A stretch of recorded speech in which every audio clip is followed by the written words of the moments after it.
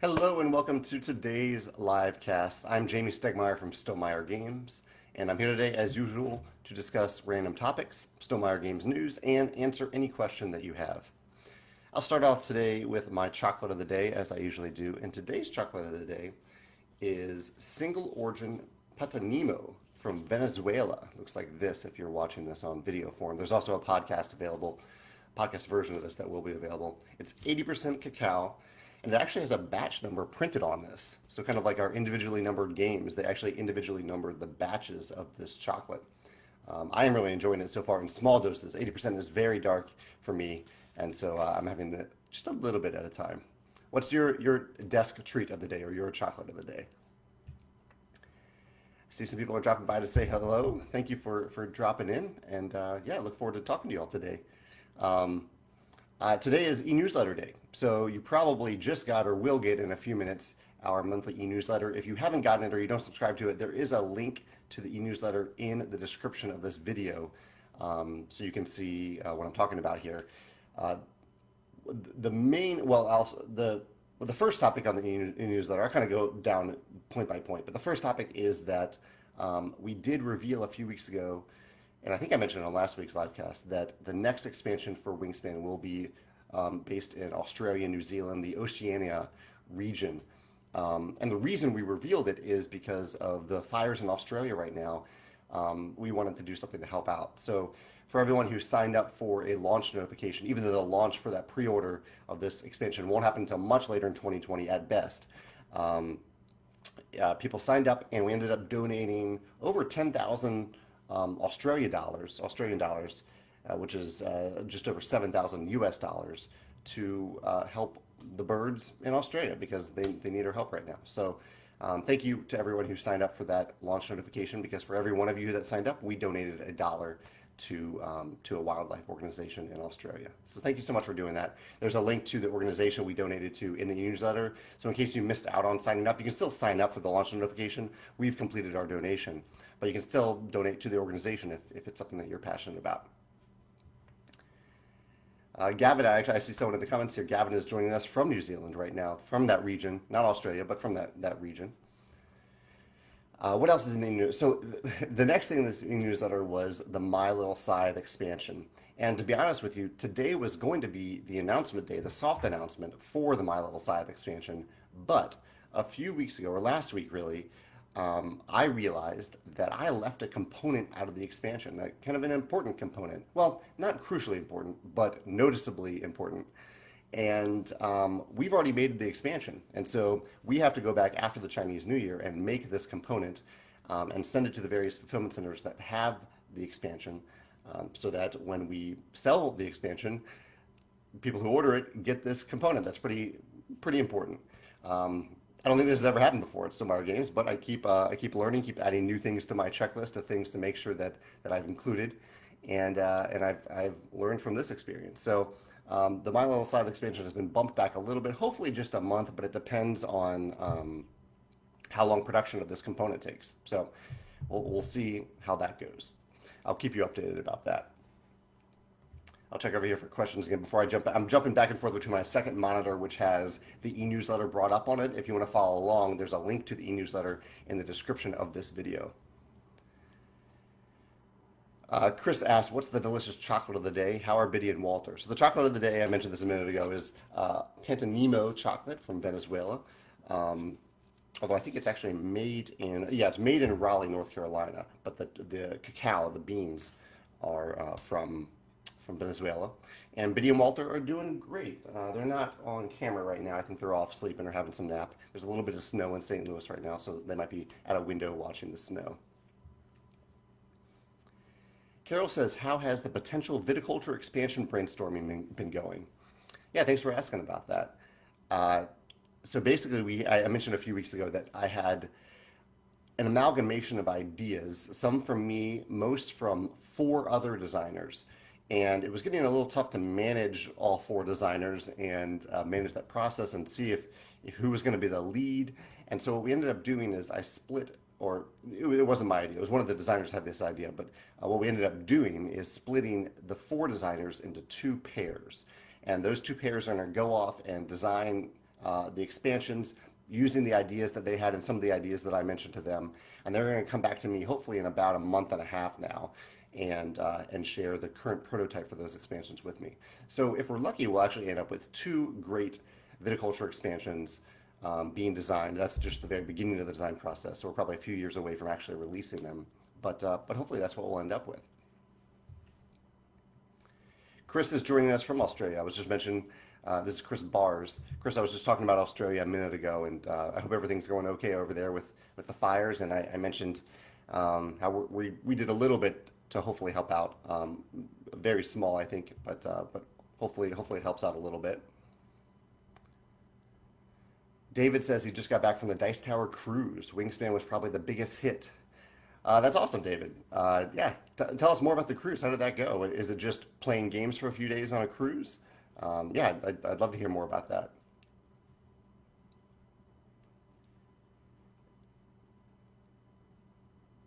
Let's see here. I'm just looking for more comments before I jump back. Yeah, I'll jump back over to the e-newsletter.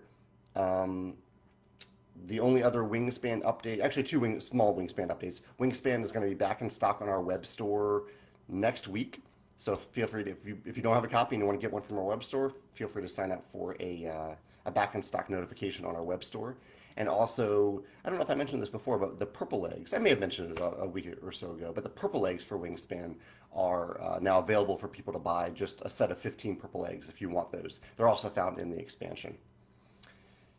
I mentioned Tapestry in the e-newsletter, and that I made some very minor adjustments to the civilization adjustment guide. Specifically, there were a few civilizations that had a penalty when you gained them at the beginning of the game or if you gained them during the game. And I basically removed that penalty if you gained the civilization during the game, because in Tapestry, if you gain a civilization during the game, it's usually late in the game and it's random. It's the top card of the civilization deck. So I wanted to remove those penalties. So I did. So the guide has been adjusted for that. Other than that, there were no changes.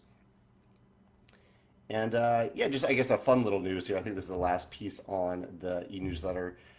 Both my YouTube channel, or the Stonemaier Games YouTube channel under my name, and Instagram, which is also under my name, but it's for Stonemaier Games, both reached 20,000 subscribers this month. So if you are on Instagram or you like to watch YouTube videos about game design, feel free to check those out. They're linked in the e-newsletter itself. Yeah, let me jump back to questions real quick. Holly says, will I be gaming at Geekway Mini this weekend in St. Louis? And yes, I will. That was one of the things I wanted to mention today. I am really excited to attend Geekway Mini this weekend in St. Louis. I'm in St. Louis right now. I'm based in St. Louis, so Geekway Mini is very local to me. And if you don't know what it is, Geekway to the West is it's a few thousand person gaming convention that happens in St. Louis in May or June. I think this year it's in June, where people just come and play games for 4 days at a pretty big convention center. Geekway Mini is just a few hundred people at a smaller space. It's not exclusive or anything. It's just smaller. It's in the winter. It's shorter. It's from Friday to Sunday. And I was lucky enough to get some tickets. Yeah, Megan and I are going with a few friends to just play games for a few days. And I wanted to mention this, Holly, because and I'm curious if you're going too. Let me know if you're going. I'd love to play a game with you. Anyone who's going to Geekway Mini, I'd love to play a game with you. The games that are on my list of the games that I want to try are Jetpack Joyride, Silver and Gold, Blitzkrieg, Fleet the Dice Game, Artemis Project, Dogs of War, Divinity Derby, Goa, One Deck Dungeon, Zombie Dice, Raptor, Fujikoro, Copenhagen, and Firefly. Most of them are shorter, lighter games that are kind of easy to learn on the fly in case I don't have a teacher. Some of them aren't available at Geekway Mini. So if you are attending and any of those games jump out to you and they're not in the library of the Play and Win and you want to play them with me, if it's a game you own and that you love, I'd love to give them a try. Those games are Blitzkrieg, Fleet the Dice Game, Artemis Project, Divinity Derby, and Copenhagen. Those are all games that are not in the Play and Win or the library that I'm eager to try at Geekway Mini. But I can also wait till Geekway in a few months. Chris says, any good movies lately? What is the last good movie? I keep a running list so I can actually pull that up to see. I feel like I saw something that was pretty good the other day. I saw Ghost in the Shell with Scarlett Johansson. Pretty good. I'd say the best movie I saw recently was one I mentioned, I think last week, called Game Changers, or The Game Changers, which is about the impact of meat on our bodies versus a plant-based diet. Um, and other than a little bit of chicken that I've eaten over the last week, I have gone actually completely vegetarian since watching that documentary, and I hope to continue to go even more and more that way as soon as I clear all the existing chicken out of my house. I don't plan on buying more. What else is going on here? I always forget to do this, but I'm always listening to a few podcasts or a few random things, and I want to start to mention them on these little chats in case you're looking for something board game related to interesting that's board game related to watch or listen to. And the three most recent things were right now. I'm literally listening to an episode of the Game Design Roundtable, in which Tim Fowers talks about Burgle Brothers 2. Burgle Brothers is one of my favorite cooperative games, and the sequel, was on Kickstarter last year, and apparently it's shipping soon, so I should get my copy soon. I'm really enjoying this episode. That's the Game Design Roundtable about Burgle Brothers 2. I also listened to an episode of Ludology yesterday, the latest episode of Ludology, which was about um, a style of game that I'm not all that familiar with, where it's text-based games basically, where you type in. Usually they're digital. The screen prompts you with a few options, or you type in something and the screen responds to you in text. And then the last thing I listened to recently was an episode of Meeple Syrup on YouTube, featuring Keith Mataja of Cartographers and Role Player fame. Keith sometimes joins us. He might even be here today. I don't know if I've seen him yet. But it was a great episode. I learned a lot about Keith. I didn't know half the things that he talked about. And it was a really great episode of Meeple Syrup on YouTube. What are you listening to right now? What podcast? If you're listening to a very interesting gaming podcast, I'd love to hear about it in the comments. I'm always looking for good new stuff to listen to or watch or read. Yeah, not just podcasts, videos and written content too.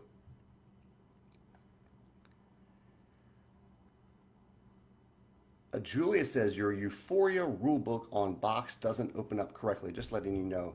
I've had a few people say that, but I have not been able to replicate that, Julius. Um, so if you can send me a specific link, actually, what would be the most helpful is if you could send this to contact@stomeyergames.com. So that's actually to Joe, not to me. But send him a screenshot and a link to the exact page where that screenshot comes to, showing the link that isn't working. Like point to the exact link, because I have tried to replicate this and I can't find it, but I would love to fix the problem because clearly people keep mentioning it, so it definitely is a problem. So send that to contact@stomeyergames.com and Joe will fix the problem. Or Joe will come to me and ask me what the correct link is.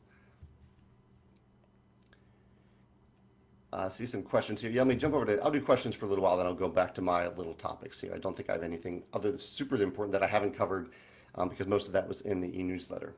So Rob says, I've been networking with many Kickstarter publishers lately, noticing many often have lots of overstock from previous Kickstarters just sitting in garages and warehouses.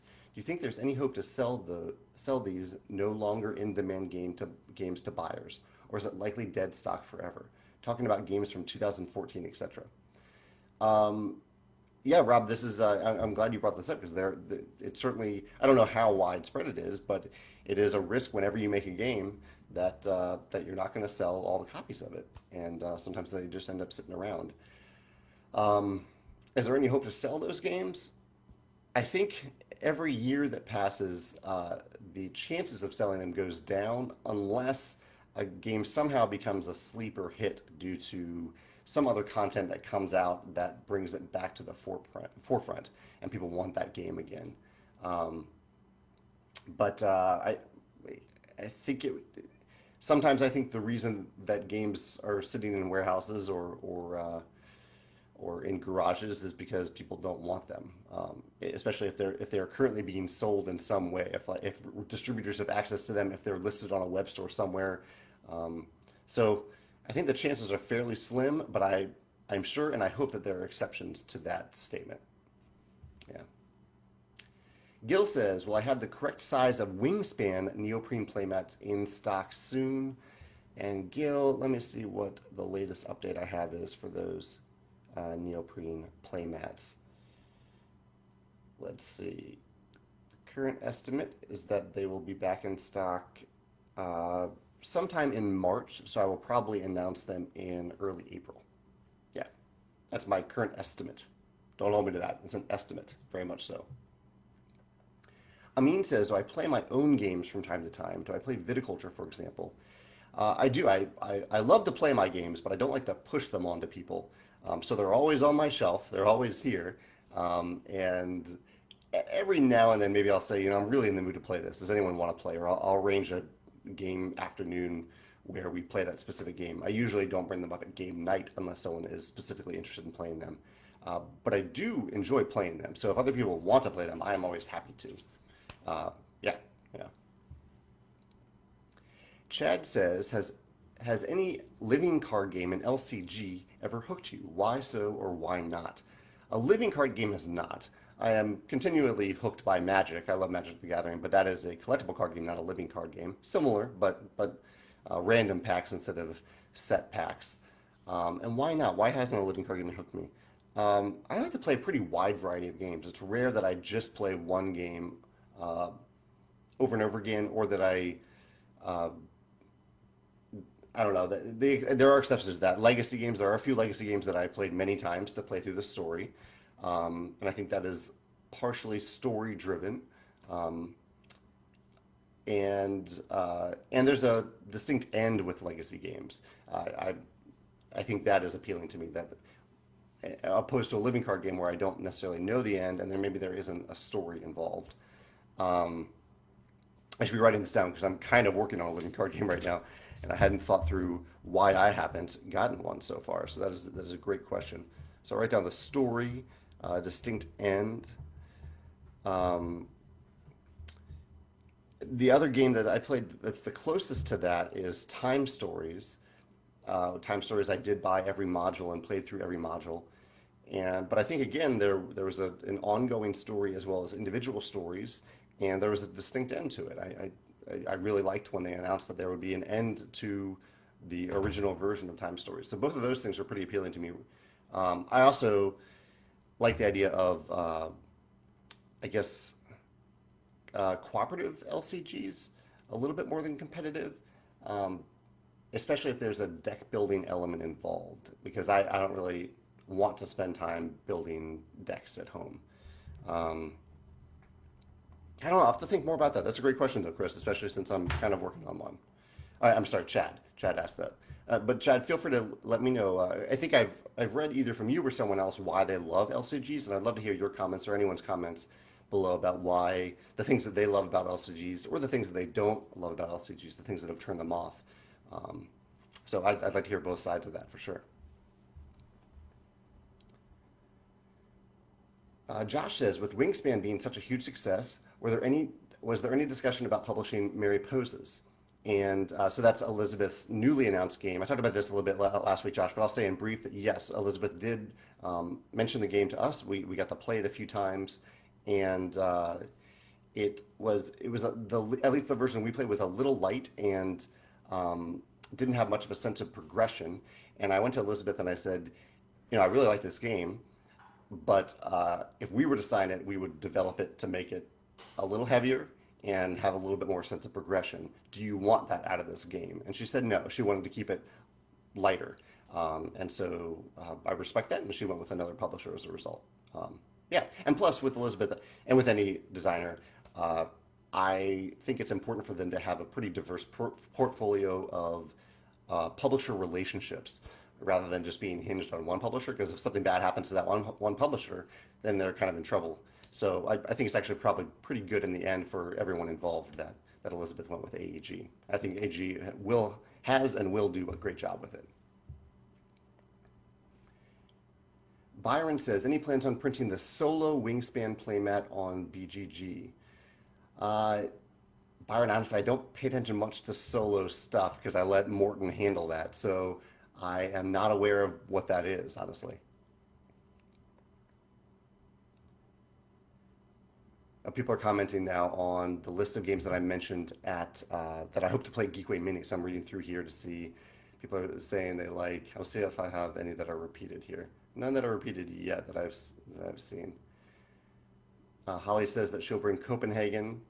A Geekway. Oh, Holly, yes, yeah, we played Lords of Vegas with you. Yes, I had a time. Yeah, thank you so much. Yeah, for refreshing my memory there. Yeah, I played Lords of Vegas with David and Holly at Geekway last year. Had a lot of fun with it. Did a video on it, and that would be awesome if you could bring Copenhagen. That way, I could play that at Geekway instead of Geekway Mini. Yeah, thank you. Bob says that he just picked up Fleet the Dice game and he's bringing Artemis Project and Fleet the Dice game. Awesome. Yeah, that'd be great.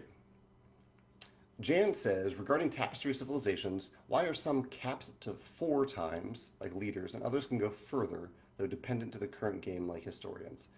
Why are some capped to 4 times?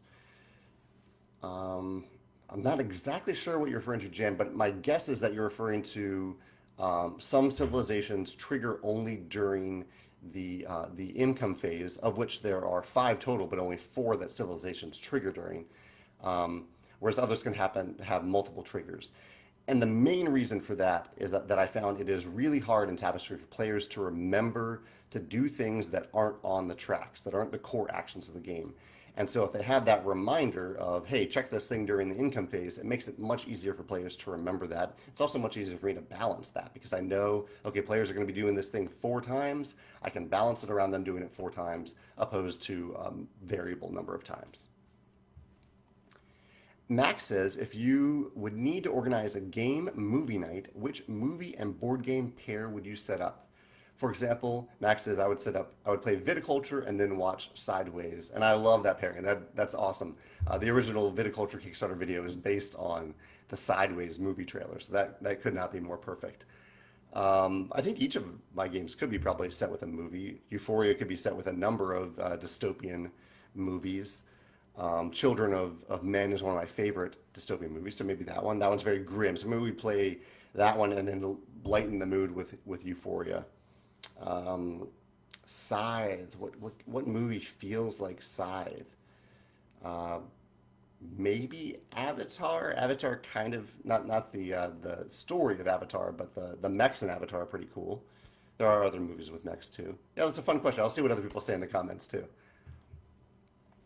Juso says, has there ever been a game that you developed quite a lot and then decided to scrap it because it wasn't good enough? There have been plenty of games that I have started to work on or played at least a few times, made prototypes and played a few versions of that prototype before I said this just isn't good enough, and I scrapped it. I would not say there's any game definitely no game that got to the development stage that I completely scrapped, and no game that I really designed past a few playtests that I scrapped. Usually by then I know.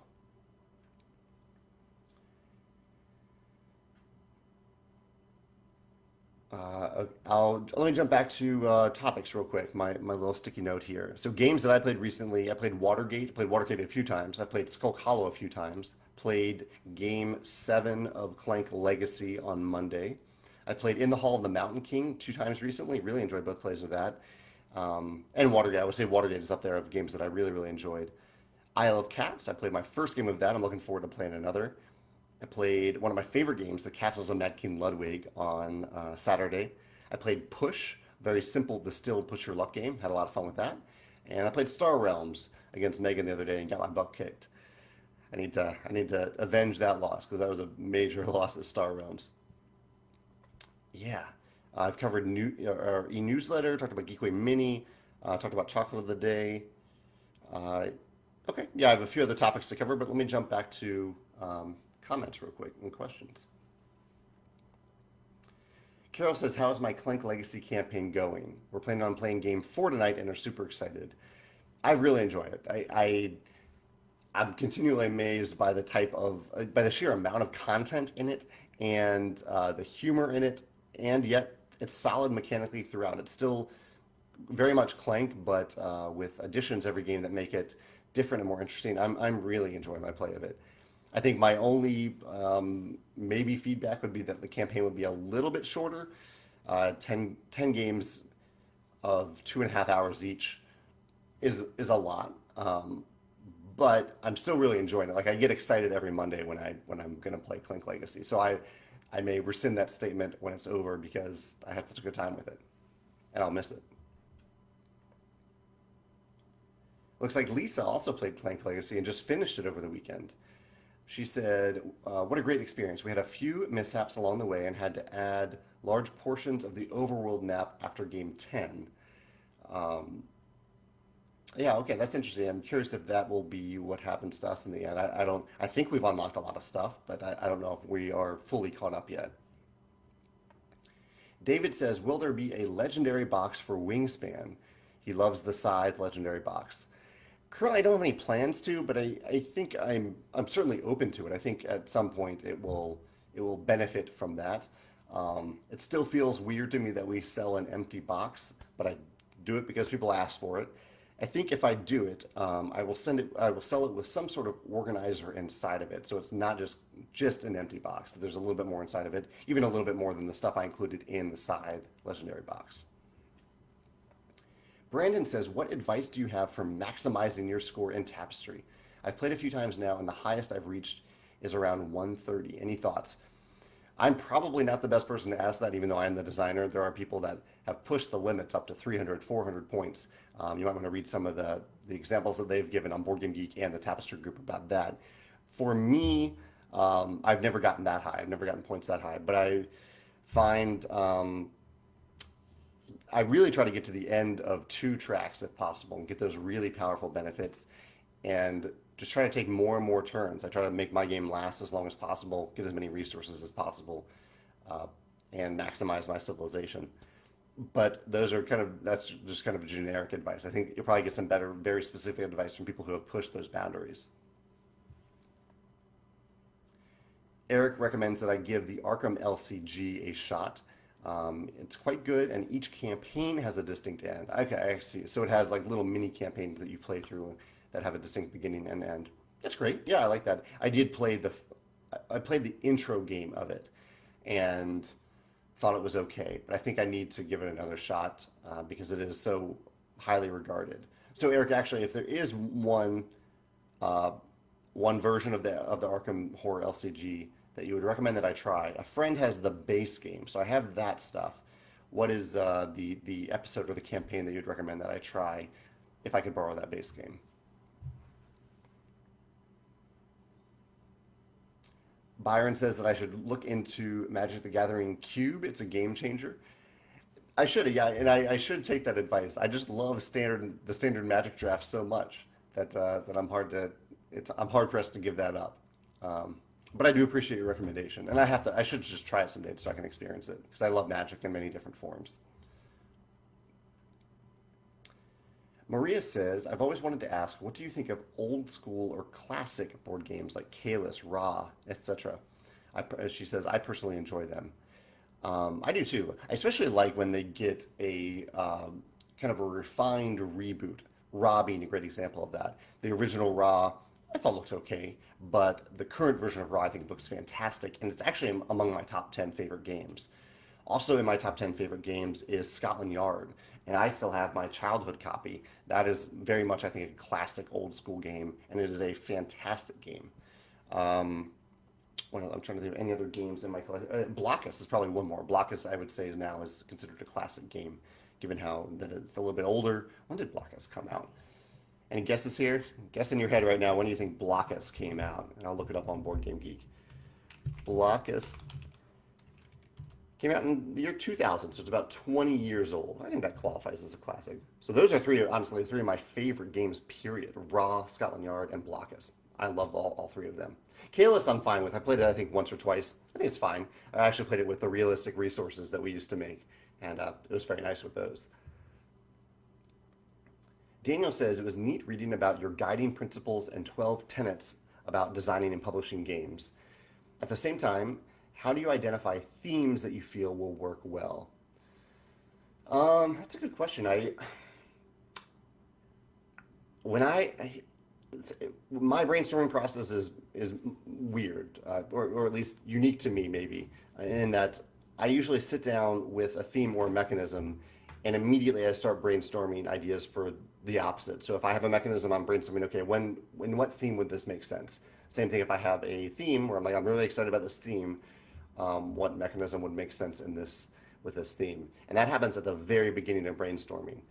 So I don't know if I have like a method for actually identifying those themes if I'm starting with a mechanism. It just kind of emerges from the brainstorming process.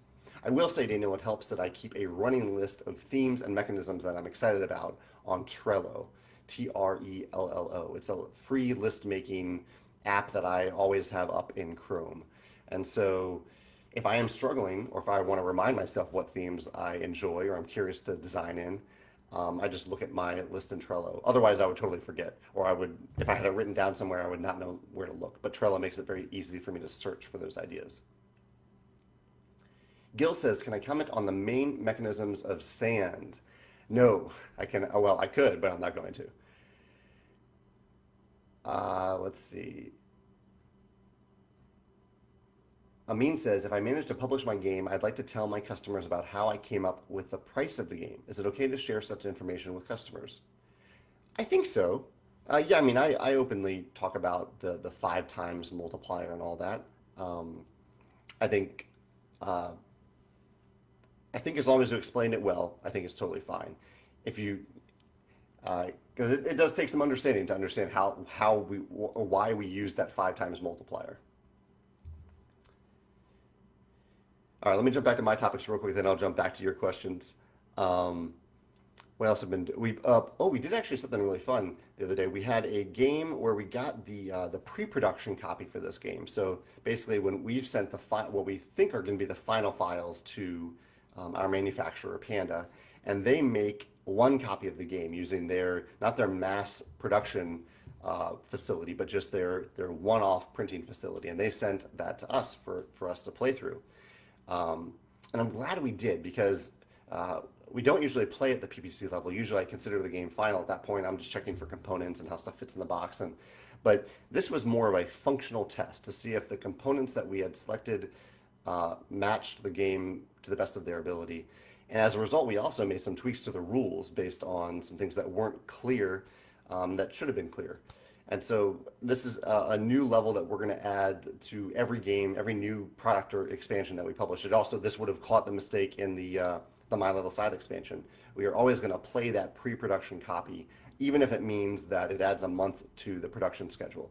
Um, I think that's going to make a big difference, I think, in making our games more intuitive. I'm always looking to make our games more intuitive, and I think that'll really help. So we did that the other day. Um, I was on a podcast yesterday called Kickstarter Journeys. It's run by a guy named Wesley Woodbury, and we just talked about Kickstarter and kind of my Kickstarter journey and how it applies, I think, today to Kickstarter creators. And we had a great chat. I think the podcast will go live on Sunday, but if you're looking for a Kickstarter specific podcast, um, beyond Funding the Dream, which is no longer active, but I think it's just there are plenty of great archived episodes of Funding the Dream. I highly recommend Kickstarter Journeys. Chad asked about LCGs, living card games, and I asked him what he liked about them. And Chad says, "I mainly like LCGs because you know what you are getting. There's no chase for the particular cards you want or need. I also feel that there's no wasted cards like you would get in a collectible card game. I feel like LCG is a great business model because you are always keeping the fans excited with each new pack." And I love that. I love that you can kind of expand the game in small doses. You don't need a big expansion. You can just have these small packs. I think that's a great business model, especially since ordering a small thing is, I think, much easier on the wallet than ordering a bigger expansion. Vincent says, "Any more expansions for Scythe?" And no, we have completed the Scythe story for Scythe, the tabletop game as it currently exists. So there won't be any more expansions for that. I am open to exploring Jakob's 1920 plus world in other formats, other tabletop formats, but not Scythe specifically. Joseph says, "Where do I get my code names for my games? Are they random or is there a secret meaning behind them?"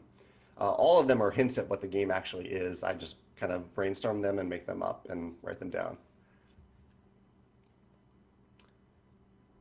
In terms of movie pairing, Sean has a good one here. He mentions watching The Big Year and playing Wingspan. Amin says, "In my country, there are no board game distributors. How can I convince a distributor that my non-crowdfunded game will sell? I'm thinking I should give them a copy of my game to try out with their family." I think that's certainly a great start. Yeah, especially if it's not a big thing in your country right now.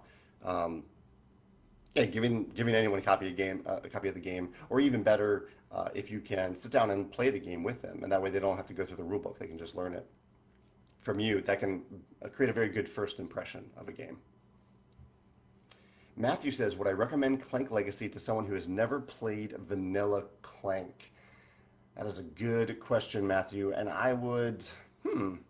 The rulebook is structured really well so that you can just jump into it. It delineates certain, like it says, okay, if you've played Clank before, this thing is a little different, but it talks to you as if you are new to Clank. I actually think it would be perfectly fine.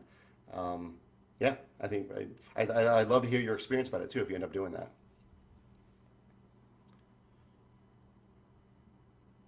Cody says, how often do you have an idea and in your head and it works, but when you put it down on paper or get to a physical form, it just falls apart?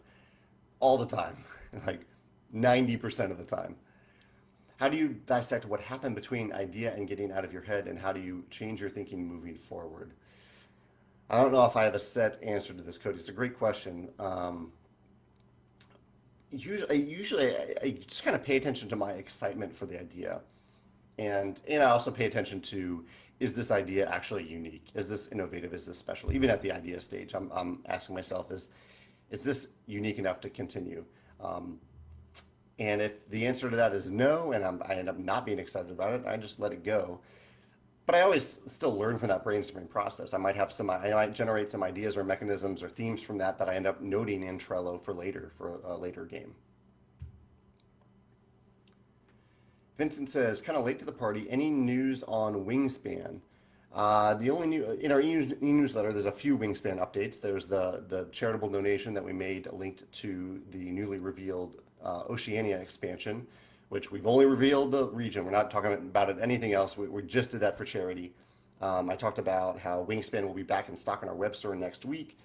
The purple eggs are now available on our web store. Yeah, those are the two things. Those are the three things. Ben recommends the most recent Arkham LCG standalone called The Murder at Excelsior Hotel. It's a great one-off scenario that shows what the system can do. I like that. I mean, that sounds like a very easy taste of it. I'll make a note of that. Excelsior LCG. Awesome. Thank you for the recommendation. Miles says, which of Alexander Pfister's larger games have you played? Where would you currently rank Maracaibo among them? Which of his larger games have I think of his most robust games. I played Mombasa, Great Western Trail, and Maracaibo. That's tough. I would probably put. Oh man, they're all very good for different reasons. But I also haven't gravitated back to any of those games for different reasons as well. And I think that will be the case for Maracaibo. So I would actually put them on a pretty even playing field where each of the three have a few really, really awesome things that I love about it, but also a few or even just one reason that makes me not gravitate towards it in the same way that I gravitate back to Isle of Skye, another one of his lighter games, on an ongoing basis. I played Isle of Skye dozens and dozens of times. Dave says Scotland Yard versus Letters of Whitechapel. For me, Scotland Yard over any other hidden movement game, period. I'm not saying that it is objectively better. I'm just saying my personal preference is that I just love Scotland Yard. Mondo says, as a publisher, is prototype art on designs that are pitched to you something that impacts my consideration? I know publishers don't need or want to see finished art on prototypes, but does having a generally nice looking prototype help one way or another? Yeah, definitely. Yeah. Yeah, I mean, we're very much people too, and we are impacted by clean graphic design, art, placeholder art that gives us a sense of place and immersion. Yeah, definitely. Gavin says Scythe is still my #1 game. Anything on the horizon? A modern version of the Scythe world, new expansions? I'm dying here. I'm honored that Scythe is your #1 game, and I consider Tapestry in a way to be a follow-up to Scythe. So if you haven't played Tapestry, I would suggest that you give it a try. Um, I There might be something on the horizon, but it's at least a few years away. Jacobo has a few questions here. Before I get to your questions, Jacobo, let me see if I have anything else. I do have some kind of fun topics. Well, actually, I mentioned my recent blog posts and videos. My Sunday sit-down video was about Tetris polyomino games, games like the recently mentioned Isle of Cats, In the Hall of the Mountain King, Patchwork, games like that. I did a top 10 list of that on my YouTube channel. I also talked about using Kickstarter as a proof of concept on my blog on Monday. And actually, from last week's chat and another email that I got from a friend, I wrote a blog post about the 5-minute business plan. So if you are thinking about a business plan for your company, check out the blog post that I wrote about it last week. I think it gives, I don't know if it's necessarily great advice, but it is my approach to business plans. And from the 5-minute title, you can tell that I would not recommend spending a lot of time on business plans, but a little time can be good. I have a few other topics, but I'll jump back to, they're just fun little things. So I'll jump back if there's no more questions in a little bit. Jacobo says, when you are reviewing a prototype that you might develop for Stonemaier Games, first, how much do I value balance? How much does it influence my opinion? And I would say not all that much. I like that the designer has considered balance, but if there's something broken in the design, but the game is otherwise fun and intuitive and innovative, they are going to be weighed much more heavily than balance at that stage. 2, is it important to have a placeholder art? Okay, someone just asked about placeholder art. And I would say it's not important, but it does help to have some art that maybe shows your vision or your hope of what the art will be, or something that helps immerse me in the game world as I'm playing. Cody says, has there ever been a time when you weren't flexible or wanted to compromise because you were so determined to do something your way and keeping a mechanism in a game or component? What value do you get from being determined to get what you want? I try not to be too stubborn about that kind of stuff. I do have preferences for sure, and there are many times where playtesters might suggest a solution to me where I don't like their solution, but I get to the heart of what they're asking for and I put in my own solution. Maybe a classic example actually of this is that people have asked for, in viticulture, if when you draw one visitor card, that you can actually draw like 2 visitor cards and pick from those 2. Or that there's an open card row where you can see the next 3 visitor cards and you pick one of them. I completely respect games that do that. But my own personal rule is that if a card has, or any component has tiny text on it, or even big text on it, that I don't want to ask players to read that from across the table. Wingspan is a little bit of an exception there because there are 3 cards in the middle of the table, but Wingspan's cards are also heavily iconology. They have heavy iconology on them, so you can look at the icons. I think icons are okay. Text is not as okay. So that's an example of like a rule that I generally follow that I am hesitant to compromise on because I think it is better game design. But obviously with Wingspan, I was able to kind of find a nice compromise there. We even designed a tray so that it's very easy to pick up the entire tray and look at all the cards at once. Or even the tray is also designed to make the cards themselves easy to pick up if you need to pick up a single card and look at it before making a decision about buying it. Sean says, what's the code name for the pre-production game? When do you think pre-orders will be available? I reveal code names, but I do not otherwise talk about them. I appreciate your curiosity, though. In general, for all of our games now, pre-orders are available when we open pre-orders. So that's when they'll be available. Vincent says, what games released this year are you the most excited for? Let me pull up my list. I always have to pull up my list to remember what games I'm excited about. A lot of them were easy to find on Kickstarter, but there are more games. In fact, I think on Board Game Geek right now, there's like a list of most anticipated games. So let's see what mine are for next year. My favorite, okay, my most anticipated games that most of them are Kickstarter because I know that I'm getting them, are Namiji, Honeybuzz, the Zoro dice game, Facilis, Calico, Time of Legends, Destinies, Lots, Project L, Burger Brothers 2, Sleeping Gods. The Isle of Cats was on this list, but has now come out. The 100 Tori, High Rise, Wizard Kittens, and Tidal Blades. Amy says, Scythe spin-offs, question mark. The world is so amazing, it would be sad to not see more games that use this world. And Amy, yeah, I'm hoping to maybe, if everything works out, to publish another game in the 1920 plus world that Jakob created. Let's see. Matt says, have I considered a Charterstone expansion that builds from your original game? Currently, I haven't considered that, Matt. I kind of like Charterstone. Honestly, I like it the way it is. However, with the digital version coming out fairly soon, that gives us a fun platform to test some ideas and play around with some ideas. So it's possible that something will emerge from that digital version that might someday manifest in a cardboard version, but I'm really not sure at this point.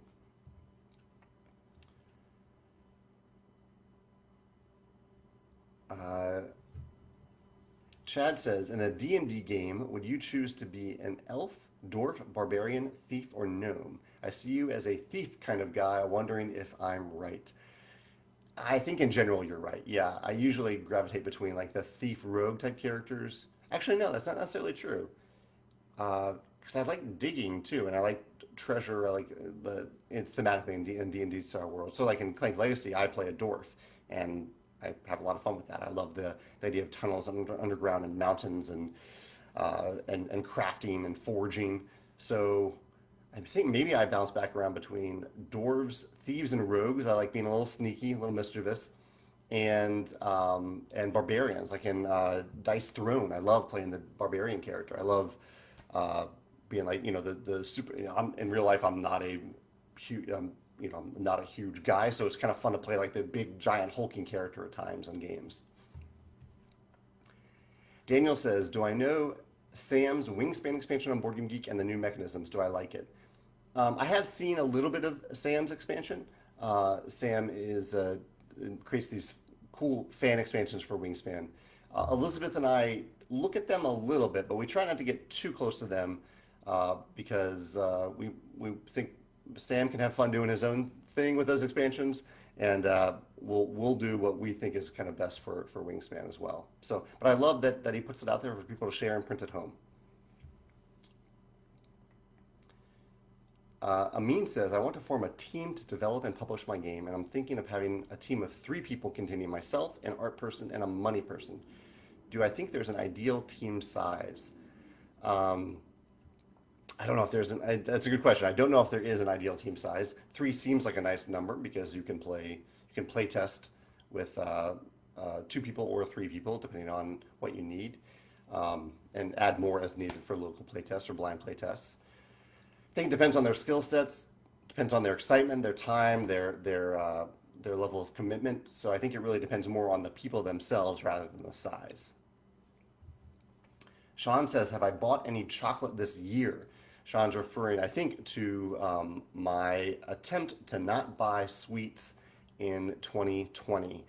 And I mostly succeeded, but I've made exceptions for special occasions. So I have bought cupcakes for a couple different birthdays, and I bought a cookie to celebrate something with Megan. So there have been a few exceptions, but at like the grocery store, I think we've actually been successful at not. No, I did buy one cookie. I bought one cookie. It's hard. I love sweets so much, but we have looked at our like we had this shelf that was covered in sweets, and that shelf has been dwindling. It's getting much lower at this point. So that combined with my attempt at being a vegetarian, hopefully will result in some good health benefits. We'll see. Cody says, what's the biggest difference in designing a card game, like a deck builder and LCG, compared to a game with components and a board that are essential to the game? I don't know, Cody. I'm kind of exploring that right now. Trying to figure out what the difference is there. I think with a deck builder and LCG, I can't not think about how the game will be expanded or could be expanded, and how it can add variability to it. But those are also things that I think about with a tabletop or with a game with other components, more robust components. But it actually so one thing that has come up as I'm thinking about this is if I ever want to be able to sell just packs of cards, like a new faction deck or something like that, where it's just a pack of that new faction. are cards going to be the only component in that pack? And it's easy just to sell cards, so it would be easier just to sell a pack of cards. Um, but is that what's best for the game? And if that's not what's best for the game, uh, what other components do we put in there that do fit? What components should we put in the core game that can represent components for future factions, like cubes that could represent a number of different things? Or do I have more unique custom components that are always in those little packs that you get when you buy those packs? So this has actually been on my mind a lot lately, trying to figure out how to balance that level, that type of expandability in a game that is mainly driven by cards. I guess that's kind of something that we think about with Wingspan too, because Wingspan is heavily a card-driven game. Out of the core box, you get a lot of other stuff that you need to play Wingspan. Um, but Elizabeth and I have talked about the idea of like promo packs, where it's a pack of like 10 to 15 bird cards it's just a pack of bird cards, and you just shuffle them in and play with them. Um, and we've also even talked about that for expansions, but with expansions, we see that as more of a substantial thing. We want to include some component that's more than just more cards in each expansion. Simon says, am I looking forward to the Parks expansion that is being launched on Kickstarter next week? I am excited. Yeah. I've only still played Parks just once, so I need to return to that to see if I want the expansion. Maybe I'll get it to the table at game night tonight. We'll see about that.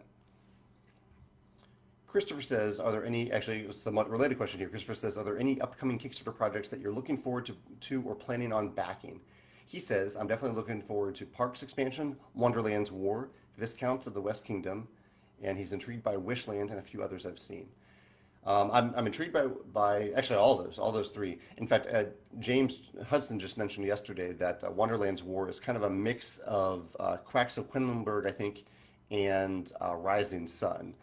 Quacks is one of my favorite games, and so once I heard that, I was really intrigued. Beyond that, I was still intrigued because it's James. He makes really quality work. I'm curious about it, but the Quacks element made me really excited about it. So I'm curious to see what that game actually is, and so that should be on Kickstarter fairly soon. There's another game that someone was mentioning. I can't remember. There definitely are a few other Kickstarter games coming to Kickstarter this year, but I'm blanking on what they are. Yeah, I don't know offhand. Vincent said, is it hard developing a game being located in Missouri? I don't think so. No, not at all. Christopher says, what inspired you to alter your diet? I mean, I started altering my diet last year, about a year ago, when I I basically committed to not having, to having a lighter meal every day at dinner and having a heavier lunch, or a normal lunch, and then a lighter meal at dinner, usually salad with nuts and seeds and some fruit. And the inspiration for that was that my cholesterol was getting kind of high. And so I wanted to, the doctor suggested that if I lost even just like 5 pounds, that can make a big difference for my cholesterol. And so that's been a motivation for my diet throughout the year. The more recent motivation was watching the Netflix documentary Game Changers, which just made me think a lot about the impact of meat on my body, even just a little bit of meat, versus a plant-based diet. Chad says he loves that Tapestry uses a non-typical die. When designing a game, how much consideration goes into the type of die you will use? Dice other than a D6. Well, Tapestry, I just love D12s, and so I wanted to find a way to get a D12 to work for that research mechanism. A D12 is my favorite die to roll by far. D6 is nice because I work in sixes a lot, like 6 different factions, 6 players, 6 resources, 6 skills, things like that. So I do like working with a D6, but I also really like custom dice, and so that's always a consideration too. Like, what's the best fit for this number of things, and does it actually work on a die? So it really depends heavily on the game, but it is those are some like little influences that I think about.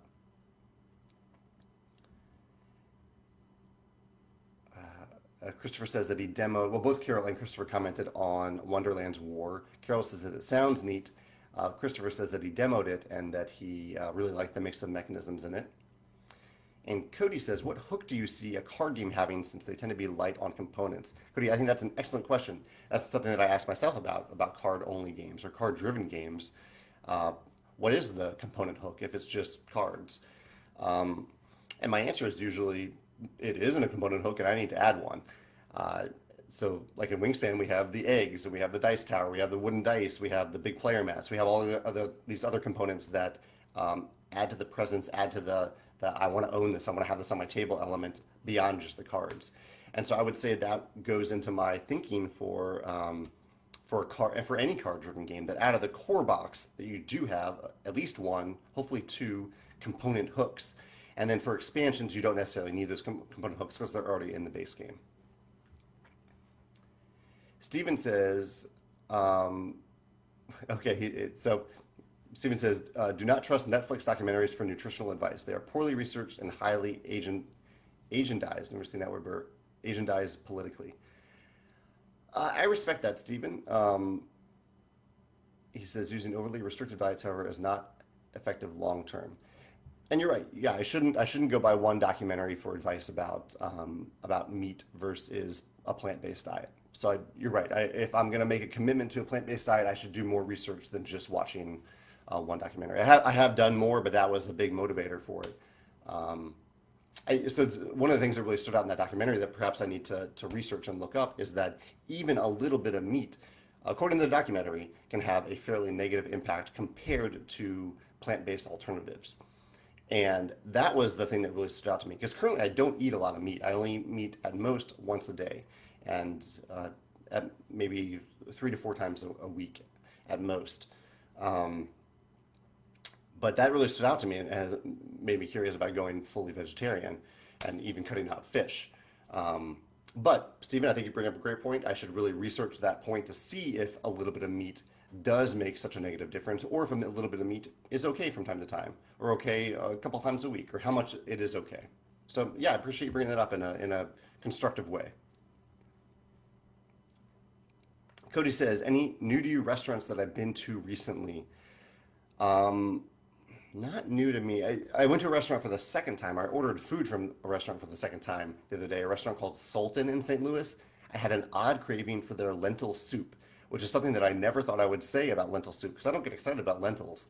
But I really liked their lentil soup. And so I got a craving for it on a cold day, ordered Postmates, and had Sultan at home last week, and it was worth it. I should just buy a big batch of that lentil soup because it's so good. It looks like I've reached the end of my topics and comments. So in case I'll do a quick recap of stuff that I talked about in case you want to go back and find where I talked about it. I talked about Geekway Mini and the games that I want to play. Geekway Mini, that's coming up this weekend. It is sold out, as someone mentioned in the comments. It was sold out a while ago. Lately I've been listening to Meeple Syrup, Game Design Roundtable, and Ludology.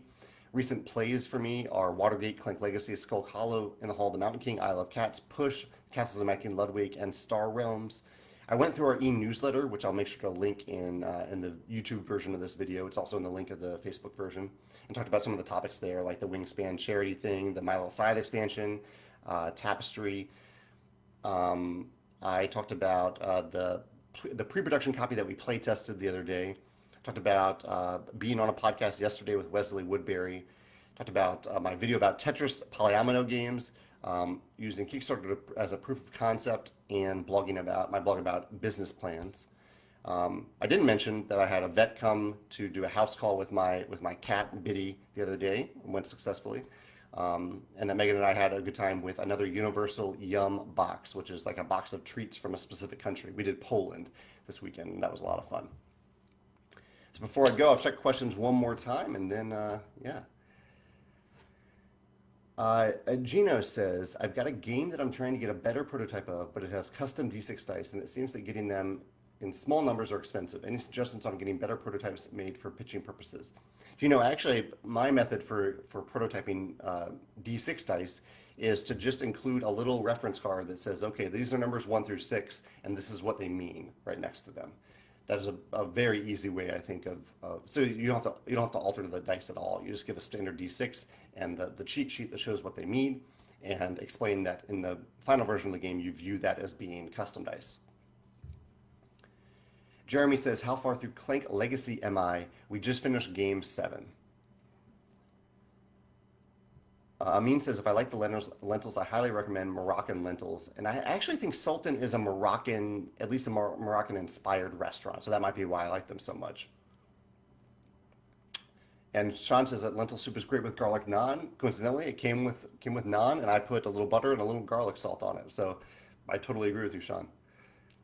All right, I think that's it for today. Thank you so much for joining me and asking these questions. If you have any questions that come up after this video, the best place to post them is on the YouTube version of this video, which will be live in a few minutes. All right, thanks. Have a great day.